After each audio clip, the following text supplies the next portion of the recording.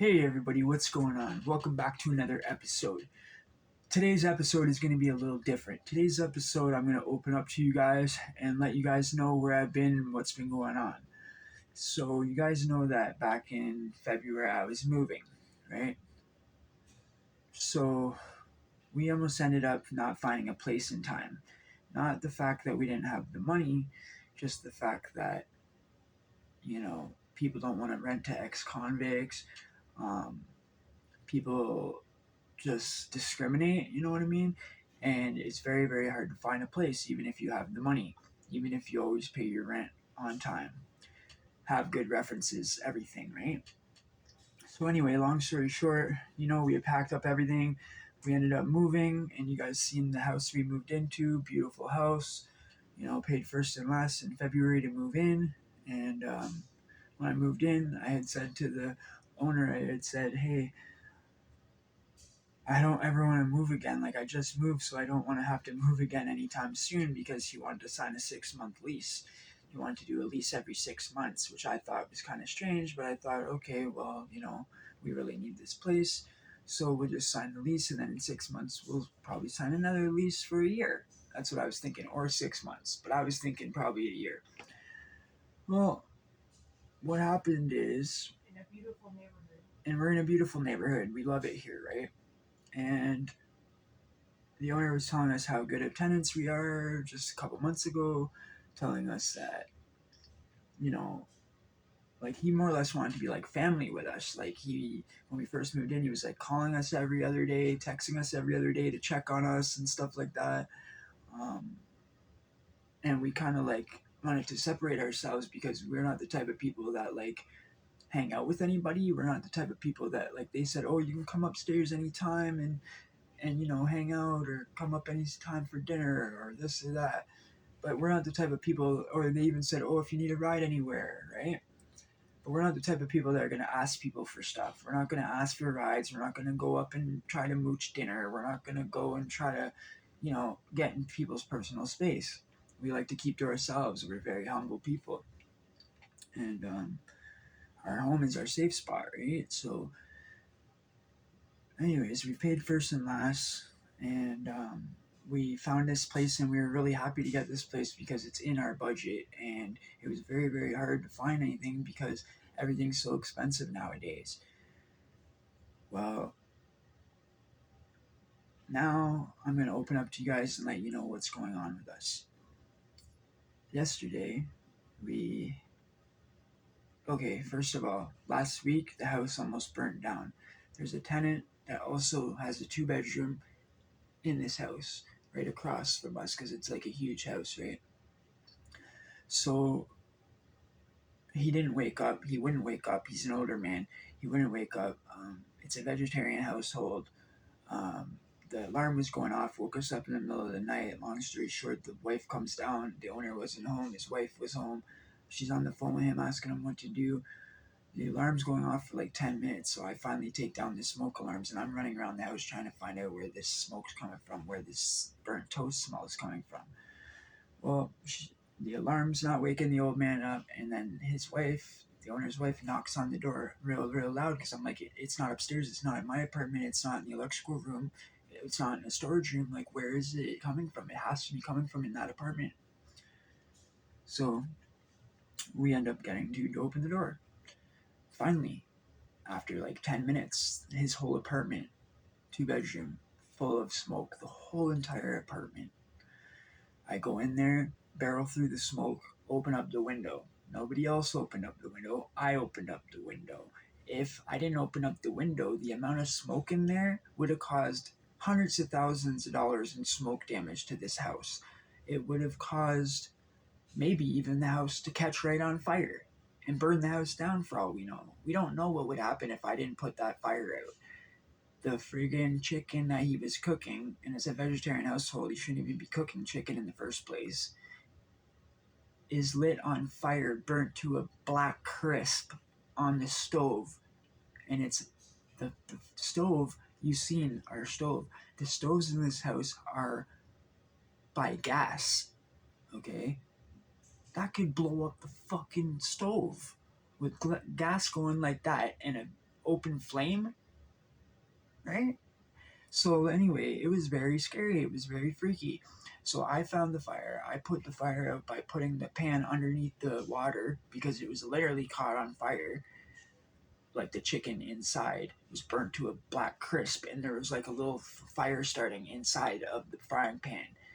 And then on top of that, beside the frying pan, there's another burner on that's not even to anything with the lid over it, as if he wanted to answer the door and try to like got scared and try to cover it all up or something. I don't know what the hell. They said, "Oh, he's old. You got a hearing aid and this and that." He said it was eggplant. Okay, whatever. That's besides the point. The dude almost burnt the damn house down, and if he can't open a door from friggin' an alarm going off, blaring, someone banging on his door, and smoke filling the apartment, that's fucking terrifying. Everything I own is in this house, right? So anyway, yesterday 2 days ago, my girl's coming home from the grocery store, and the owner's outside doing some yard work, and she explains to him what had happened and whatnot. And he's like, thank you guys so much. Tell Eddie I said thank you. Um, Tell him I want to talk tomorrow at like 6 o'clock. So we go up to talk at 6 o'clock. We think they're calling us up there to like talk to us and like thank us, right? Because we just paid our rent a few days ago. So we think, okay, they're just going to be thanking us, and maybe my smoke alarm got left in the apartment when I was opening the window. I left it on the ledge, so I thought literally it was going to be them thanking us and getting my smoke alarm back. But you want to know what it was? They're saying that, oh, you guys, we like you so much and everything like that. You're the best tenants and everything like that. But we need you guys to move out in 60 days because my daughter wants to move into that apartment. Well, this apartment was empty for 5 months before we moved in here, right? We've only been living here for 6 months. She was there when it was his daughter and him and the wife that all were here during our interview to rent the place. If you wanted to have your own independence, which is not even your own independence, living in your parents' basement for one, she says she wants to have her own independence and be independent on her own. Well, then that's not moving into your parents' basement. Okay, that's just like living upstairs in the bedroom. You're just having a different spot in the house. You're still being supported by your parents, still being paid by your parents. The mortgage, you're not going to pay the mortgage or rent. Anyway, long story short, they're like trying to be so nice to us, like, um, just like saying, like, it's nothing to do with you guys, you guys always pay on time. And I have for every month that we've lived here, I have the little thing because I send it through my bank. So I literally have the thing on my phone showing the confirmation numbers and my rent that was paid sent to him every month. I do it not even on the first, I do it the day before the first to make sure that he has time to put the mortgage in the bank and all that, right? Because people pay their mortgage on the first. Usually people pay rent on the first, but I agreed I'll pay it on the 31st or the last day of the month each month. And so now it's like we just had all that stress of moving and everything like that. It is hard to move. I don't drive, I don't have a car. I have to walk around to find these places. Okay, it was in the middle of winter when I moved. I'm walking an hour to go to interviews and an hour back. Like, it was hard to friggin' find a place in our budget, and we were so happy to find this place. And like, I'm shaking right now because you can tell, like, it's like just so out of the blue for no reason. It doesn't make any sense. It's almost like, I swear, everything that's happening to me in my life, I swear, is this a movie, guys? Like, am I getting played here? Like, I don't understand everything um that happens to me. Anything that starts going good for me ever, it's like always throwing curveballs. Like, I'm always throwing a curveball. Like, all I have in my life that's any good is my YouTube channel and my girl. It's all I have.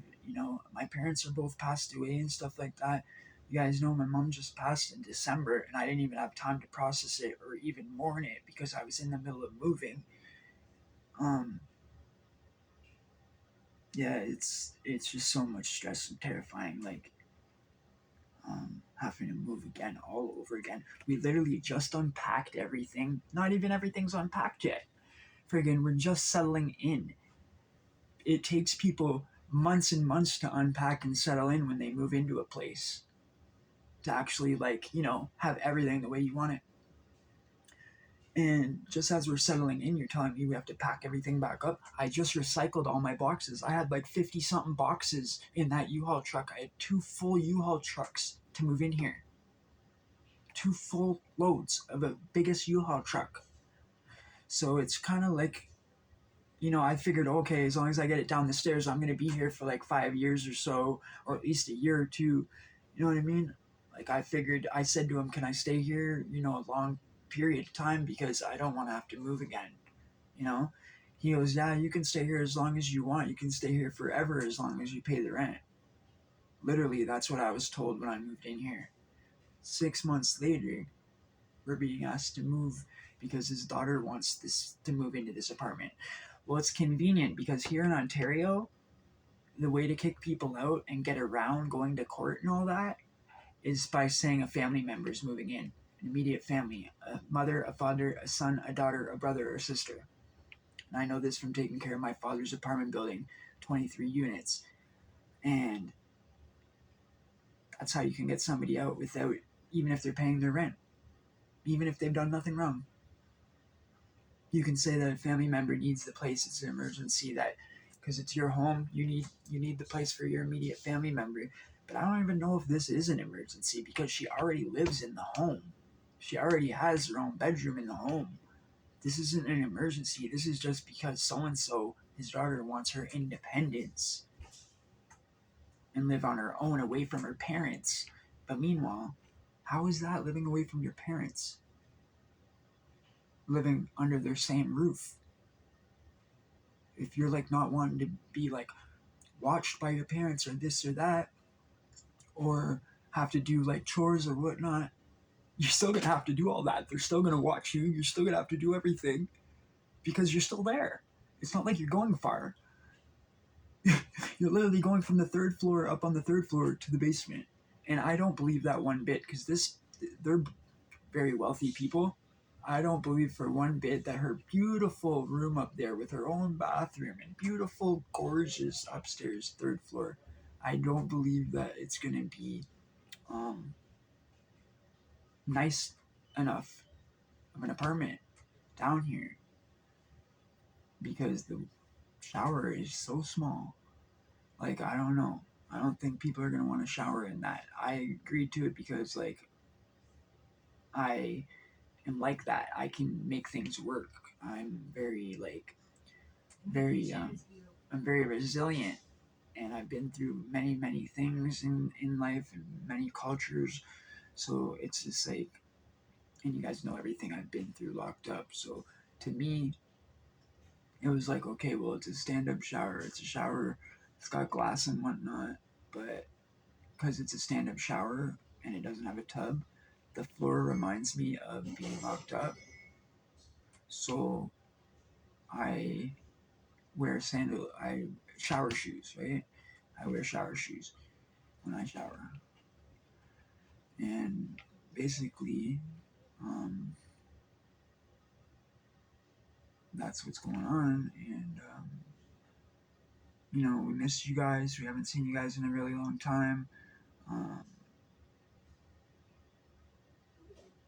we've been doing everything we can. You know what I mean? We've been doing basically, we're just trying to get by. We're just trying to have a roof over our head. We're just trying to live our life. And we're just trying to eat every day and live life every day and basically just have a roof over our head and just be good people. And then, oh, but I did get my license, or not my license, I did get my photo ID and my birth certificate. So I'm going to be able to like be monetized for sure now. And I've already started the process. I know I've been saying that for the longest time, guys, but I've actually started the process where I've submitted my IDs and stuff to YouTube. My bank account. First, you have to submit your bank account information so they know where to put the pay, and then you have to submit your photo ID and all that. So I submitted my photo ID, and now I'm just waiting for the next step. So basically, that's what's going on. I'm waiting for the next step. Um, I'm going to be starting a podcast. I'm not going to let this throw me off of the content. That's why I said to Stephanie, I said, you know what? Instead of just trying to hide what's going on and not do content to the subscribers and the viewers, how about I just be straight up and honest with them and just tell them just straight up exactly everything what's going on. And then that way they know what's going on with me, and that way I don't kind of shy away and like not want to do content because I'm going through so much at the time. But I think if I kind of document it and do it with you guys, it'll be, more, I guess, encouraging. We'll have people to encourage us. We'll have people to, you know, at least be there for us, talk to us. At least a kind word can go a long way when people are, going through a lot. And, I feel like an idiot because Stephanie don't deserve this. She's here from, a visitor and stuff. She's my wife, like my girl, my fiance and stuff. And oh, by the way, the divorce is final. We got the paperwork, and the divorce is final. Steph's gonna make her own video eventually, explaining everything to you guys, and I think maybe even showing you guys the paperwork. I'm not sure. It's up to her. But yeah, so that's what's going on. So between me and her, everything's great, and we actually really, really wanted to get married this summer, but I think it might get postponed now because of what's going on. Um, but hey, you never know. Maybe we might do it. It all depends on what happens, right? Like you never know what's gonna happen in life. Like we don't know. The YouTube channel could take off tomorrow, get 1 million views on a video, which is you get $5,000 every 1 million views. So I could get 1 million views on a video all of a sudden and go viral a little bit, and maybe my channel take off and maybe go in a direction of you know some like something like something's got to give, man. I've tried so hard not to resort back to crime. I've tried so hard to be a law-abiding citizen. I've tried so hard to be a good boyfriend, a good fiance, and a good tenant, and a good content creator. You know what I mean? I'm trying my hardest in life here, and it seems like I don't get any breaks. I don't catch no breaks. You know what I mean? There's got to be some sort of karma. I've done nothing but good. You know what I mean? I already paid for all the bad I did. And now I've been doing nothing but good for like years now. I've been doing the YouTube thing for like 3, 4 years now. Something's got to give. I haven't made a dime unless it's been from a donation. Anyway, so if anybody wants to help, the PayPal will be linked down below. I'm not like asking, begging, or nothing like that. Just if you want to help, it's there. If you want to help in a different way, go check out my merch store and buy a t-shirt, buy some merch, do something, hit subscribe, share the video, anything like that. A like, a good comment, an encouraging comment, a nice comment, any little thing like that can help. If you don't have the means to be able to donate, then I understand, and everyone's going through a rough time right now. But if you are wealthier and you have the means, by all means, go ahead. Yeah, I hope this YouTube thing can take off for me. I'm here, I'm doing it, and let's get this going. This time I'm going to start a podcast. As you guys have seen, I haven't started my podcast yet. I really want to start the podcast, and then the first episode is going to be about Maplehurst. So I'm going to talk a lot about Maplehurst, and you guys will see that video coming out shortly. It'll probably be the next video coming out, so you can look forward to that. Thanks for listening. If you made it to this part of the video, it's been 19 minutes. Give me a comment that says 19 so I know that you've watched all the way through. Or even 18. 18 is my lucky number. Give me an 18 in the comments. Alright? And then I know you watched all the way through the video, and I appreciate you so much. I can't do this without you guys, so love each and every one of you, and we'll see you in the next.